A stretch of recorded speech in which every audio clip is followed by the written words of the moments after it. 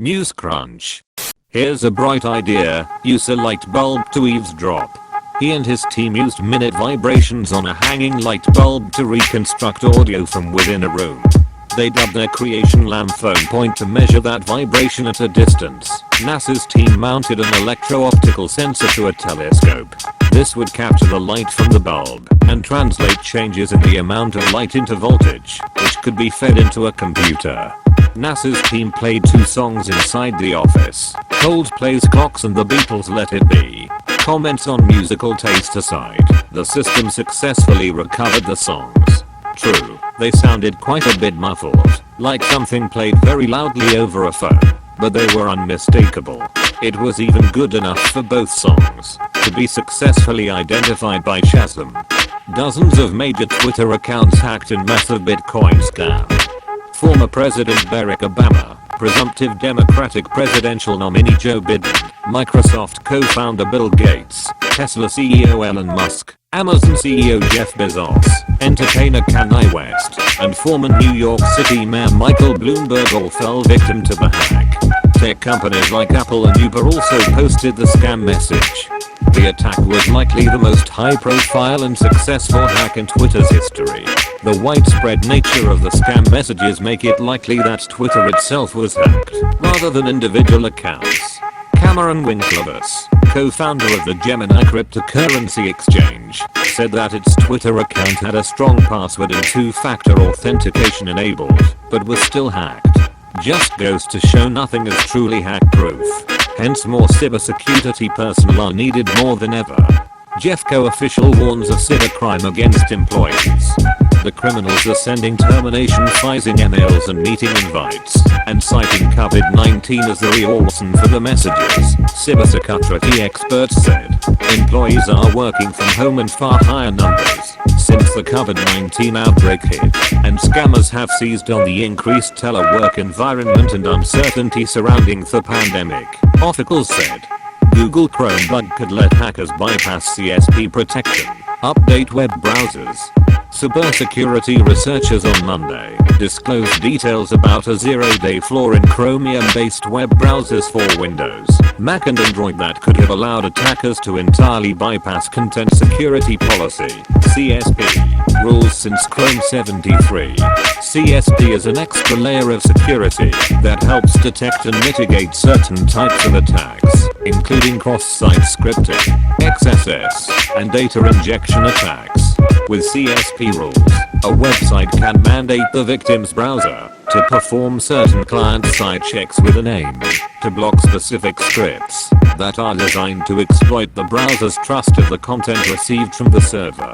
Having a vulnerability in Chrome's CSP enforcement mechanism doesn't directly mean that sites are breached, as the attackers also need to manage to get the malicious script called from the site, which is why the vulnerability was classified as medium severity. Perimeter X's Gal Wiesman noted. While the implications of the vulnerability remain unknown, users must update their browsers to the latest version to protect against such code execution. Website owners, for their part, are recommended to use nonce and hash capabilities of CSP for added security. Not kidding around. Woman sues for paternity test on goats. Chris Hedstrom filed the suit against her neighbor, Heather Dana, last month seeking DNA for the goats she purchased. Hedstrom paid Dana $900 for 5 Nigerian wharf goats in December. Dana, who has been selling goats at Baxter Lane Farm for about 10 years, said the father goat was registered, but the Tampa Bay Times reports the American Dairy Goat Association rejected Hedstrom's application to register the babies because Dana is not an active member. LG Electronics hacked. Maze ransomware operators claim that they have breached LG network.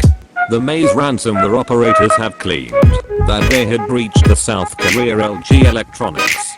But this ransomware consists of 2 screenshots. The first one includes LG Electronics official firmware or software update releases, whereas the second screenshot carries a list of reference codes of their different products. The LG Electronics are mitigating the whole conflict, as they are focusing on the matter that how the Maze ransomware operator stole the data, although it's still unclear, and thus they are investigating the incident. The ransomware has only released 3 screenshots regarding the attack. If the company tries to collect the data that has been stolen, then they might release the data. Morocco used NSO spyware to snoop on journalist, Amnesty says. Technology developed by Israeli cybersecurity company NSO Group was used by the Moroccan government to spy on journalists. Amnesty International found that Omar Radi's phone silently installed NSO's Pegasus spyware using a sophisticated new technique. The findings show that Moroccan authorities have been using their surveillance technologies to the detriment of privacy rights, and this is a blatant human rights violation, Radi said. We are afraid spying has become an instrument of governance for authorities. In March, Radi was handed a suspended 4-month prison term for a tweet he posted in 2019 criticizing the trial of a group of activists. Facing a STEM talent shortage, many organizations choose to reskill existing workers. There simply are not enough qualified candidates to satisfy the current demand for STEM talent, says Todd Winnock, Vice President of Search for Modis. Due to this talent shortage, we are finding that more employers are investing in, or at least considering, training programs and are more willing to hire candidates based on their potential and ability to learn, even if they don't meet all of the technical skill requirements. Ideally, however, the responsibility for STEM training would be shared between businesses and the public education system. As it stands, many feel that the US education system is failing to keep pace with demand for STEM talent. There is not universal agreement on this point. However, while 58% of respondents to Modis' survey felt education was not up to par, 65% of survey respondents who already work in STEM careers felt that US education does keep pace with STEM demand. Subscribe for more news and hit that bell icon to stay updated for more content.